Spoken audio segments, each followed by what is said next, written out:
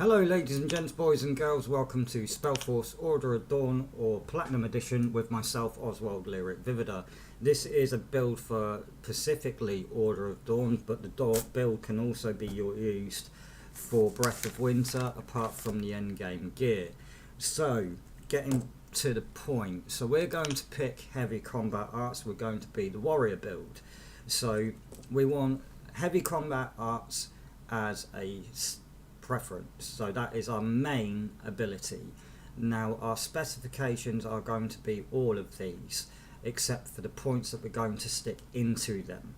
So for heavy combat arts, and this build is particularly built on 30 levels, so a maximum level of 30, so you can get 12 points in heavy combat arts, 12 points in large blade, 6 points in large blunt, and 12 points in heavy armor and 12 points in the shield, giving us a total of 60 points used. So we get 2 points to start the game with, and over the next 29 levels that we'll add to the game, we'll get an extra 58 points to use, giving us a round total of 60 points.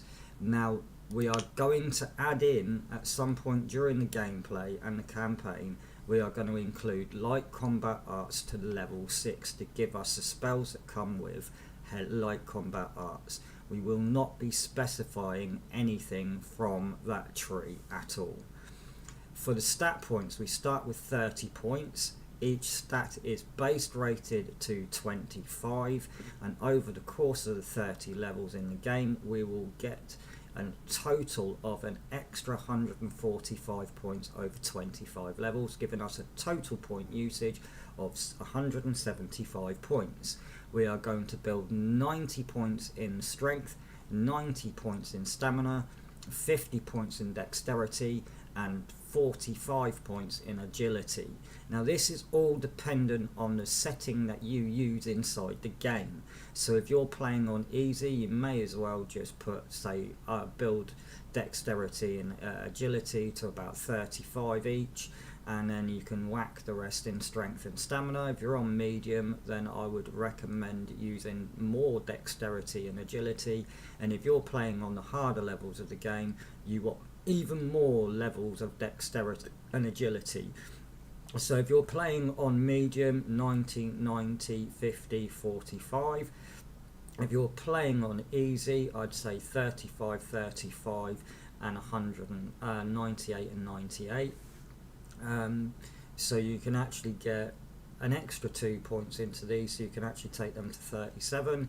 If you're playing on hard, on the other hand, I'd take these to 80, 80, 60 and 55, giving you a more rounded build. Now this is only for a suggestion.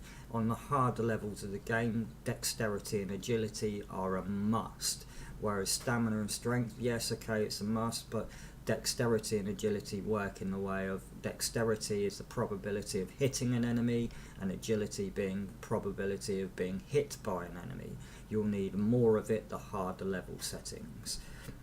So with that, we'll get the spells from heavy combat arts as well as light combat arts to use in the game. And for our end game gear, we will be using the Blade of Light for our main weapon, the Armourer's Armour, the Helmet of the Guards, the Stormbreaker shield, and then we've got 4 rings that we pick from during the game. I would suggest the Maliki, the Legendary Ring of the Northmen, the Frozen Ring, and the Ring of the Wilds. Now this is all dependent on the map that you're playing, and we will switch them out during certain parts of the game to make sure that we're more protected. Also during the game, please take note that we will be using the Dawn gear at some point. We want the Dark Wind at some point before the Northern Windwall Mountains, and we'll be using the Earth Blade until we can get the Blade of Light from Greyfell at the end of the game. So we will have to have heavy blunt weapons included to use the Dark Wind, and that's the only reason I've actually included this into the build itself, so that we're able to use that heavy blunt weapon, because it is actually a very good low end weapon that we can use during the campaign. If you don't want to use it, then I would probably say put your I mean there's nowhere else really to put the points, I suppose, so I just wouldn't bother. So I would specify in heavy blunt so you can use that dark wind during the campaign. It's only a suggestion. If you don't want to do it, don't do it, but that's my call, that's my suggestion, and this is me guiding you through the game. So I would suggest the dark wind because it's a good weapon. Anyway, I'm going to get back to writing the rest of the guide. I hope you enjoyed the video, and please like, subscribe and follow me for more. Thank you.